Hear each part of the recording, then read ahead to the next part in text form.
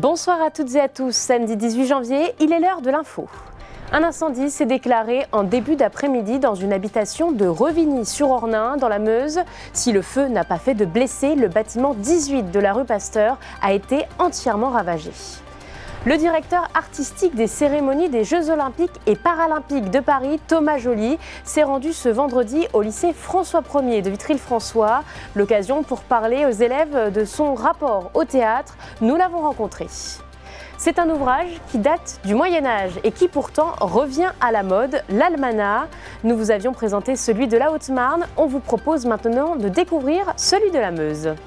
Et on parlera littérature à la fin de ce journal. Nous allons redécouvrir La Malédiction du Maël, un roman fantasy écrit par un Meusien. Il est notre invité ce soir.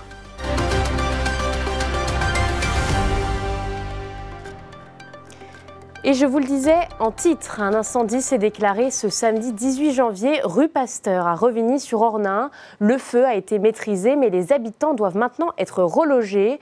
L'origine de l'incendie serait due à un accident électrique. La rédaction s'est rendue sur place. De la fumée s'échappe encore du bâtiment. Cette habitation du 18 rue Pasteur à Revigny-sur-Ornain a été entièrement ravagée par les flammes. En début d'après-midi, un accident électrique a provoqué un incendie dans cette maison. Rapidement, le feu s'est propagé au logement mitoyen sans faire de blessés.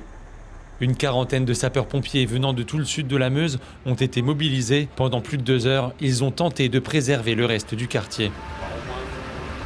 Vers 15h30, l'électricité et le gaz étaient coupés dans tout le quartier. Un retour à la normale est prévu dans les prochaines heures.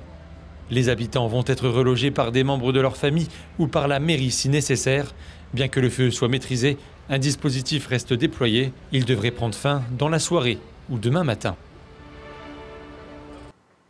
L'affaire est digne d'un film. Le 13 janvier à Bar-le-Duc, 2 hommes ont fracturé un véhicule utilitaire pour dérober des outils appartenant à un ouvrier. Repérés rapidement, ils ont pris la fuite, déclenchant une course-poursuite de 40 km avec les forces de l'ordre.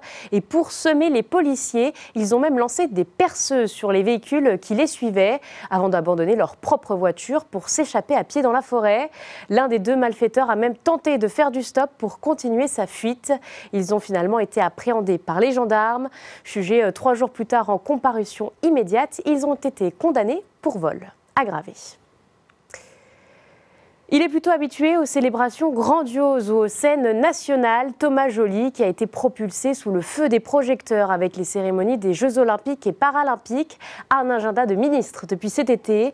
Pourtant, le directeur artistique et metteur en scène s'est rendu au lycée François Ier de Vitry-le-François pour parler aux élèves de son rapport au théâtre. C'était ce vendredi et c'est un reportage de la rédaction.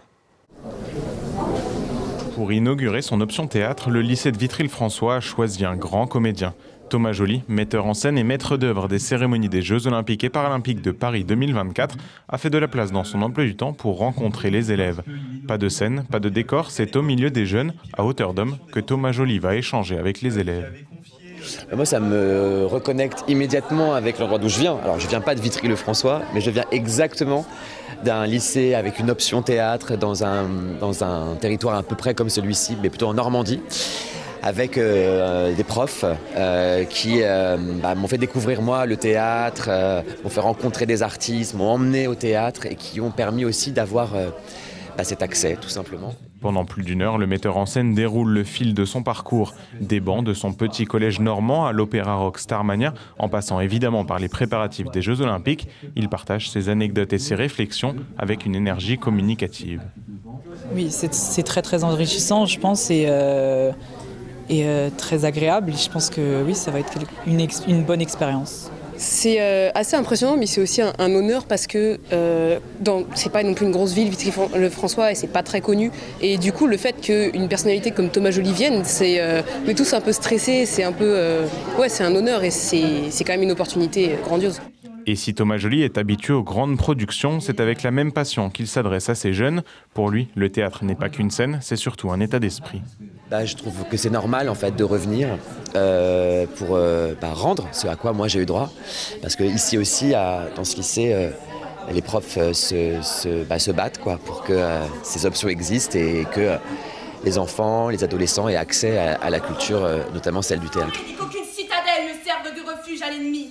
Quiconque offrirait asile et protection à l'être uni. Et pour le clin d'œil, les jeunes de l'Option ont interprété un extrait de la pièce Tieste de Sénèque que Thomas Joly a déjà mis en scène par le passé.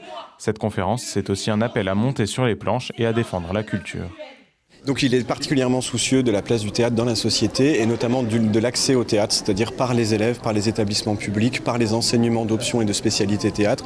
Et donc dès qu'il a su que cette option ouvrait, moi c'est quelqu'un que je connais depuis très longtemps, il a tout de suite proposé de venir rencontrer les élèves. Son peuple l'admire pour ce qu'il est. Celui qui aspire à une gloire authentique voudra être acclamé par des hommes et non par des bouches. Dans cette salle polyvalente, loin des grands l'habitude de fouler, Thomas Joly a montré que le théâtre n'a pas de frontières ni de limites.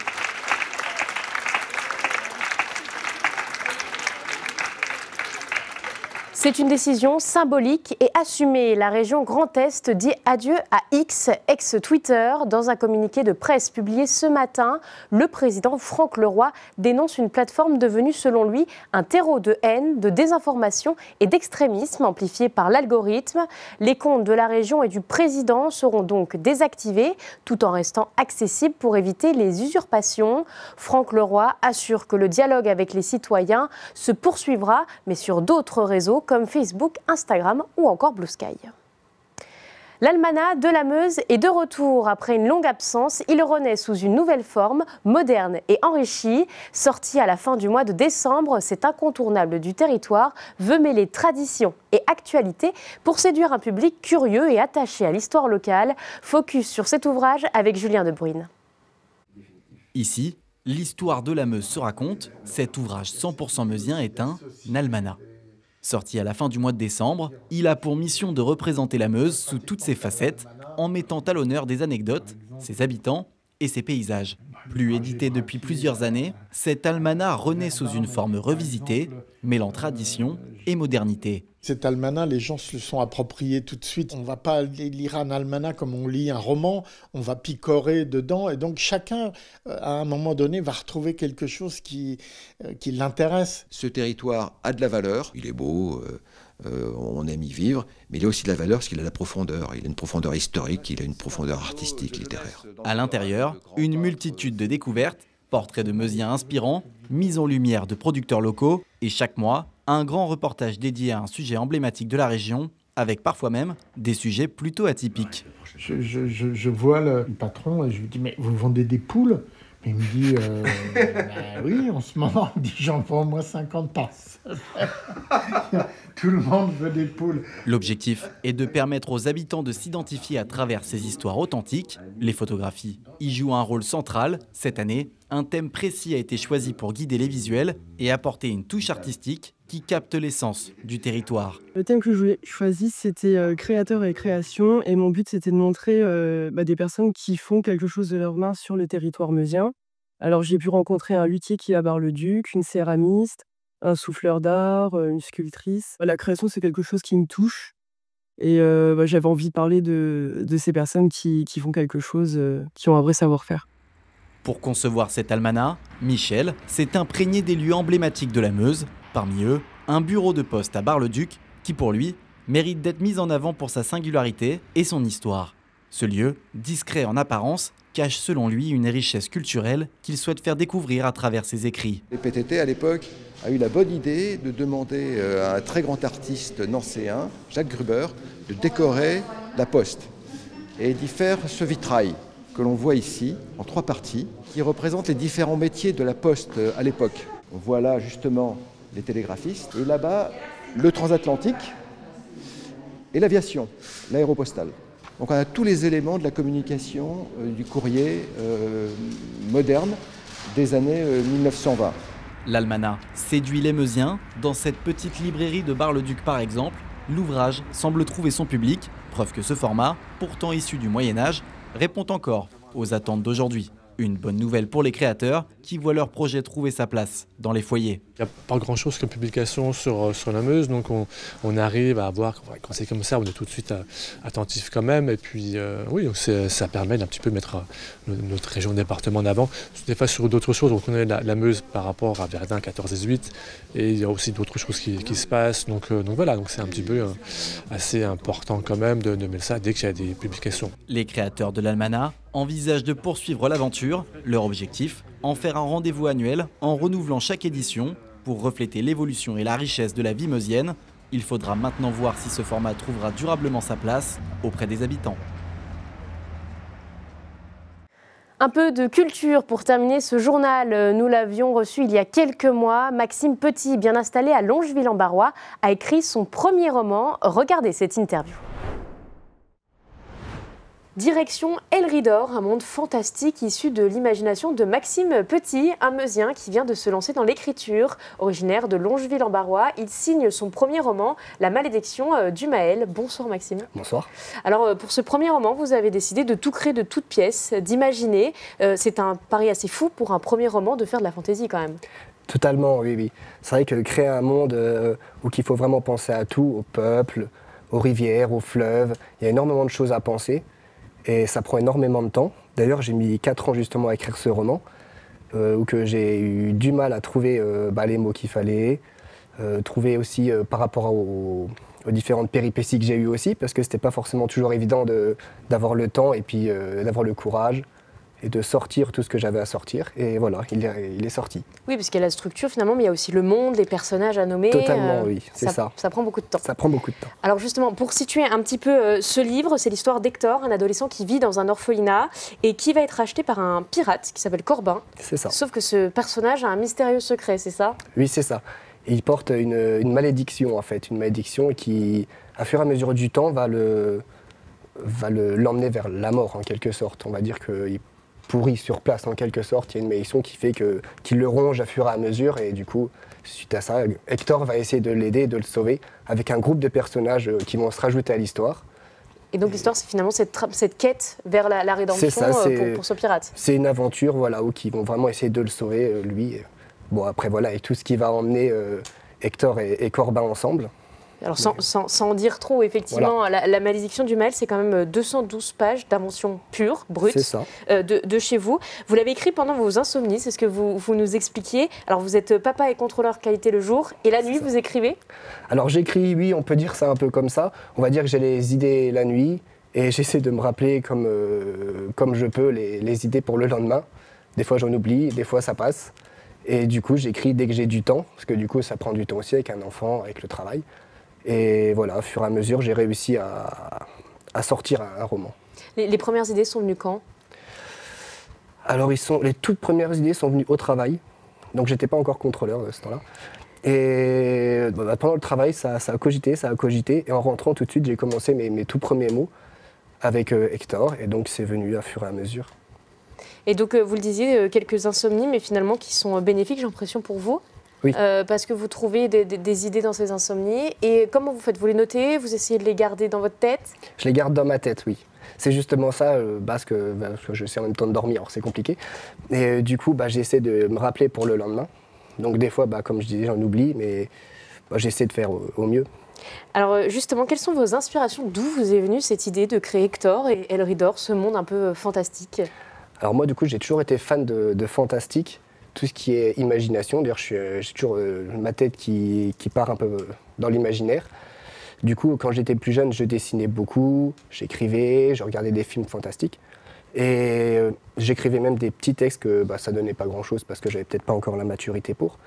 Et du coup, un jour, voilà, c'est venu et le lendemain, je me dis, allez, j'écris. Et bon, il y a eu beaucoup d'abandon parce que je perdais un peu courage. Ma conjointe m'a toujours relevé les épaules pour que je m'en sorte. Et que j'arrive enfin à sortir La malédiction du Maël. Donc vous disiez 4 ans d'écriture, mais finalement ça fait depuis longtemps que vous réfléchissez à ce roman. Oui, on peut dire ça comme ça. Et puis même au monde et à toutes les histoires que j'aimerais bien écrire par rapport à ce monde, justement. Alors justement, ce monde, Elridor, en quelques mots, il ressemble à quoi? Il ressemble à une terre comme on peut l'imaginer, un continent, enfin des continents, des villes, tout ce qu'on peut voir dans une carte en fait. C'est ça, c'est ni plus ni moins une carte avec ses histoires, ses personnages, ses royaumes, ses rois, tout dans le fantastique médiéval du coup.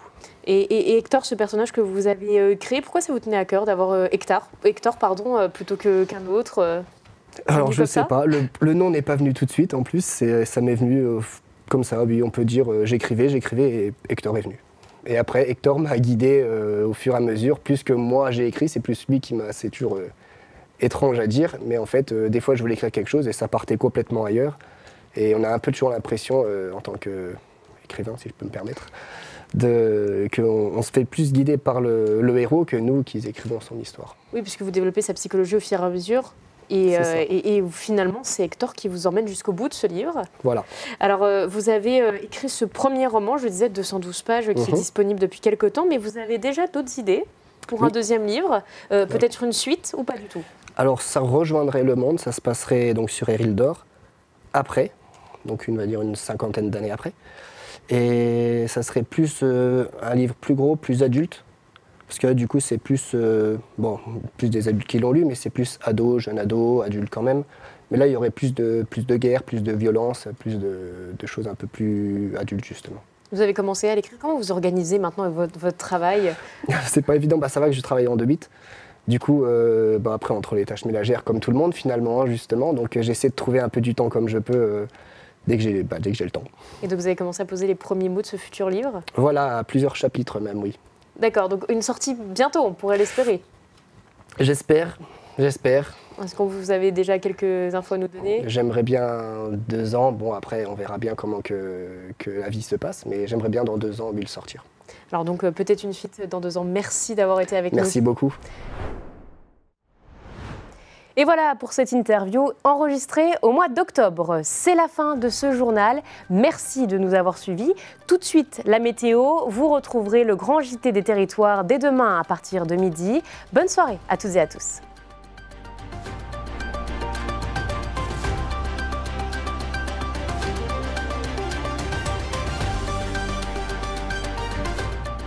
Toute l'actualité en continu à retrouver sur notre site internet et notre application mobile.